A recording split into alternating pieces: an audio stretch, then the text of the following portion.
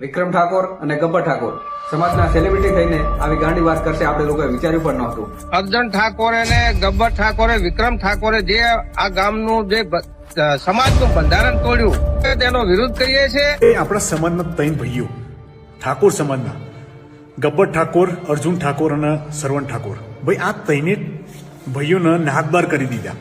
શું કારણથી? ડીજે વગાડવાના લીધે. ભાઈ ડીજે તો હર જગ્યાએ વાગતું હોય. મંદિરના કંઈક કાર્યક્રમમાં, કઈ મિટિંગો ચાલતી હોય નેતાઓની, એ ગાડી ડીજે ચાલતું હોય. નવરાત્રિના ટાઈમે ઘણી બધી જગ્યાએ ડીજે ચાલતું હોય. એ બધાને તો નાદબાર કરતા નહીં ભાઈ. અને અમારા ઠાકોર સમાજના તઈને ભાઈ પોતાની મહેનતથી આગળ આવ્યા.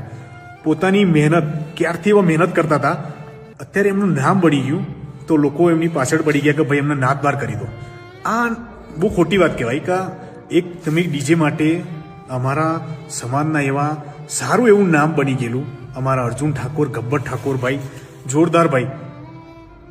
એમના ગીતો, એમના પ્રોગ્રામો બહુ જ જબરદસ્ત ભાઈ. અને એમનાથી એટલી બધી જલન થતી હોય તો ભાઈ કંઈક બીજું કંઈક કરો. પણ આ ખોટી વાત કહેવાય કે તૈની ભાઈઓને તમે નાદબાર કરી દીધા. બહુ જ ખોટી વાત ભાઈ.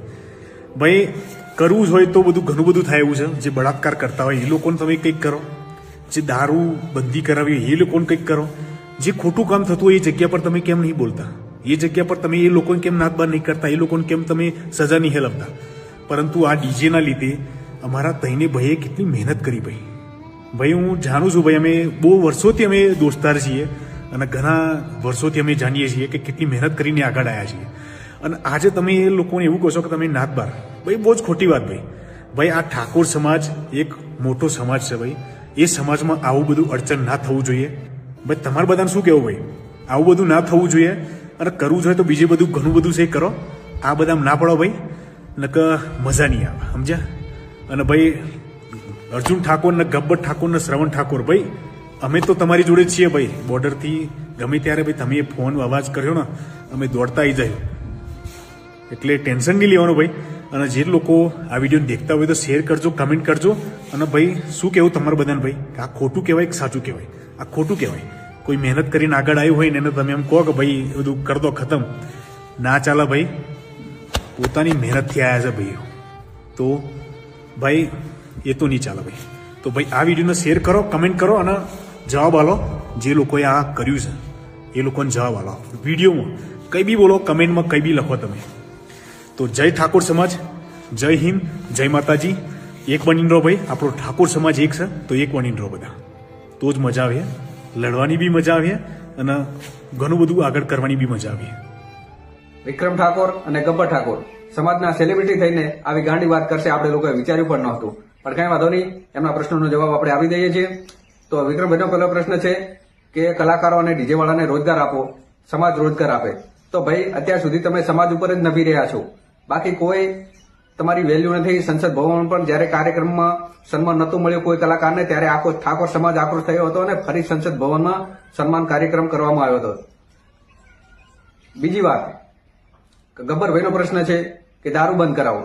તો ભાઈ 2018 ની અંદર જ્યારે ઠાકોર સેના દ્વારા જનતા રેડ અને દારૂબંધી, વ્યસન મુક્તિનો એક સંકલ્પ ચલાવવામાં આવ્યો હતો, ત્યારે દારૂ તો છોડો પણ દુકાનોની અંદર ગુટખા જેવી વસ્તુ પણ બંધ થઈ ગઈ હતી. અને કેટલાય ઠાકોર સમાજના યુવાનોએ દારૂબંધી માટે બલિદાન આપ્યા છે. એ તમને લોકોને નહીં ખબર હોય.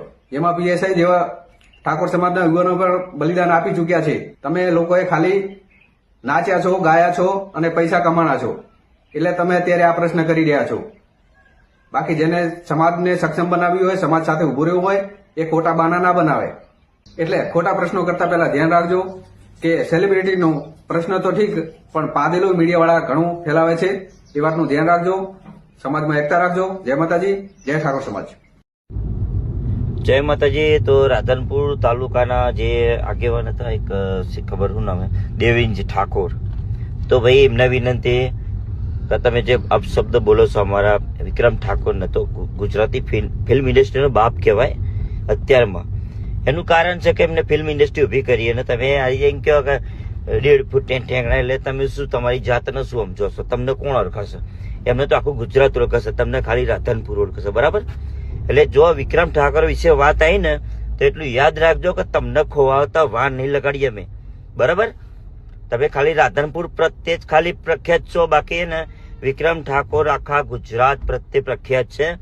ગુજરાત નહીં, હું તો કહું ભારતમાં બી વિક્રમ ઠાકોરનું નામ છે. અને ગુજરાત નહીં, હું તો કહું બોલીવુડમાં બી એમનું નામ છે.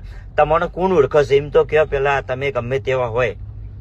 એટલે મર્યાદામાં બોલો. અમે અત્યાર સુધી વિડીયો મર્યાદામાં બનાવતા હતા, પણ હવે ને તમારી શું કહેવાય 70 વાર 1 2 3 મારે હવે કોઈ સહન નહીં કરે, બરાબર.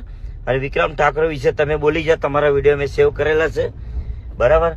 મેં નહીં, હું તો કહું ને, હું એકલો નહીં, સમાજના દરેક કલાકારો, દરેક સમાજના આગેવાનો બધા બોલશે, જે ઠાકોર સમાજના. હવે તમારી અમુક કેવું તમારે, હું તો ગારો નહીં બોલી શકતો ના, કે એવી ગારો બોલું ને. હવે જોવું હોય તો જોઈ લેજો. હવે આગળ આગેવાન અમે વિક્રમ ઠાકોરને જ ઉભા કરીશું. બાકી હે ને તમારી ઓકાત બી નહીં રહેવા દઈએ તમારે, હા ને પગ નેચે નહીં રહેવા દઈએ અમે, બરાબર. તું લેવિંગજી સારું કોક રાધનપુર ના ચો હતા, ખબર નહીં મને નામ, તમારું નામ યાદ નહીં રહેતું. બાકી વિક્રમ ઠાકોર નું નામ ને બધાને યાદ રહે, બરાબર. એટલે તમારી માપમાં રહ્યો, તમારી શું કહેવાય ગાન નહીં બોલવી, સમજી જજો. આટલા દિયોરો તમારું શું સમજી શું રાખો છો તમે? અત્યાર સુધી માપમાં હતા ને તો માપમાં જ છીએ, બરાબર. ઓકાતમાં રહેજો તમારી.